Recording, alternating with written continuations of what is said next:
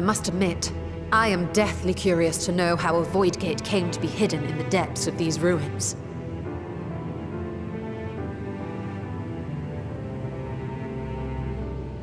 To tell that tale, we must first peer far to the south, and even further into memory.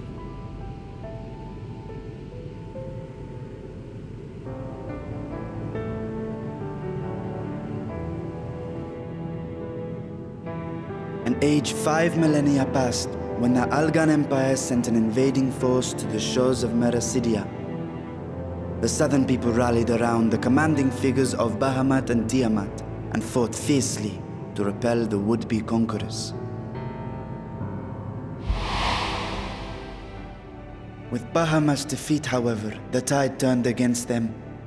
Desperate to seize any advantage, the Mercidians resorted to summoning primal entities. In response, Emperor Zande forged a covenant with the Cloud of Darkness, sovereign among the all-devouring denizens of the Void. Thus bolstered by icons on one side and Void Scent on the other, the two armies clashed in a battle of unspeakable carnage. So much death, so much loss.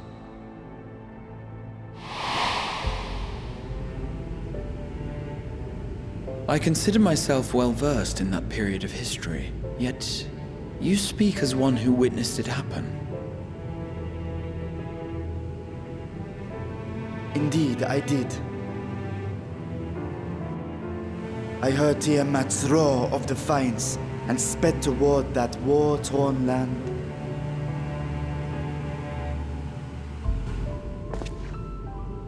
Along with my sibling, Azdaja.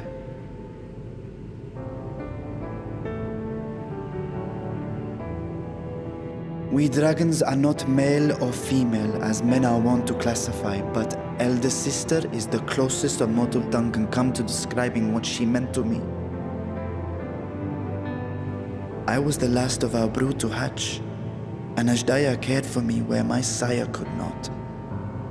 Thus I was with her when Tiamat roared.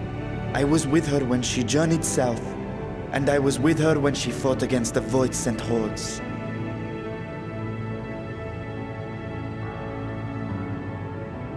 Yet no matter how many of their vile fiends we cast down, more rose from the abyss to take their place. Faced with an unwinnable war of attrition, Azdaja risked her all on a final gamble. She plunged through the Void Gate itself to strike at the root of their strength.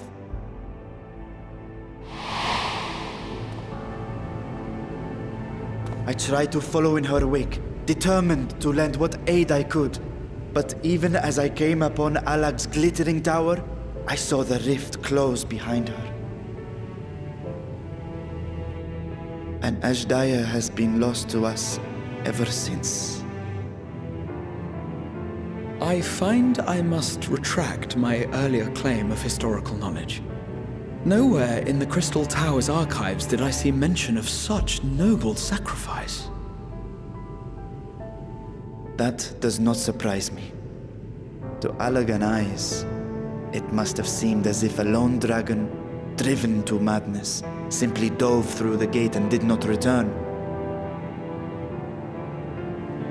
For my part, I spent long years searching for the means to reunite with Azdaja. Until I could search no more. Until Alag was dust, and the art to open a void gate large enough to accommodate a dragon forever lost. Yet you have the beginnings of a gate right here, under the control of a harnessed device. My discovery came before radz-at-han was founded. Though I scoured the lands for a method to cross the rift, it was beneath the sea that I chanced to find a natural planar fissure. It was, however, far too narrow to admit a worm's bulk. Only after our city rose upon the rock, and I could enlist the aid of our talented alchemists, did matters take a favorable turn. Their dedication was beyond reproach. Tirelessly, they worked to expand the fissure, and after decades of toil, it finally grew to a size that a child might pass through.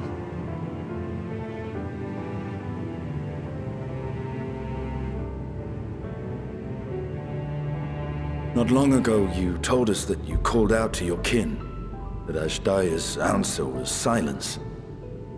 I suspect the conclusion to your tale is not a joyful one.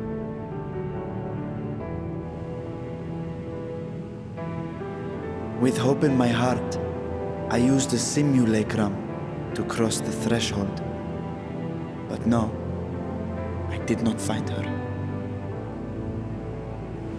What I found was a host of void scent, clamoring around the opening they had sensed. 'Twas but a moment, but enough. I had no choice but to retreat and allow the portal to contract once more. The gate was a threat to your people. You had to decide between endangering radz-at-han and abandoning your sister. You chose the latter. 'Twas not that thy sibling scorned thy call. 'Twas that she was trapped beyond a barrier through which neither roar nor dragon may pass. Even now, in the desolate world of the 13th.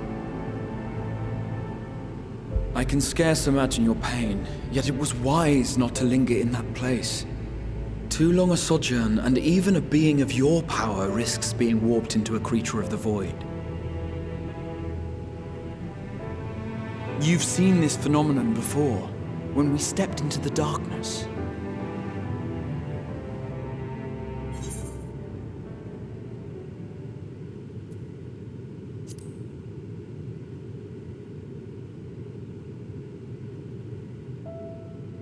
Turned purple? Well, yes. His wounds had allowed the void's corruption to enter his body and twist his ether. Had it been allowed to progress much longer, I presume he would have been fully transformed. Then there is little hope for Azdaja. Ah, no. I hadn't meant to. I speak only of possibilities. The scales of the First Brood are extraordinarily resistant to ethereal fluctuations. They are the protective talisman's core components after all, and even the corruption I described would struggle to overcome. Of course. With the warding scale in one's possession, one could conceivably survive a stay in the 13th without being warped by its energies.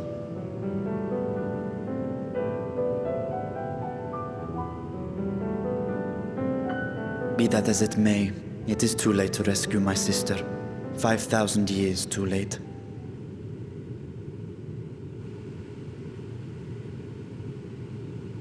And now countless others look to me for guidance and protection.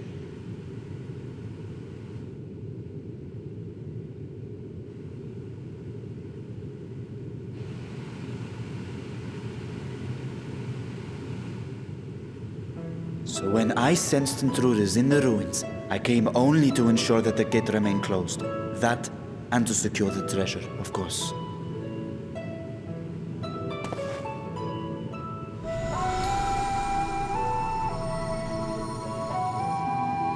I wish only to forget the rest.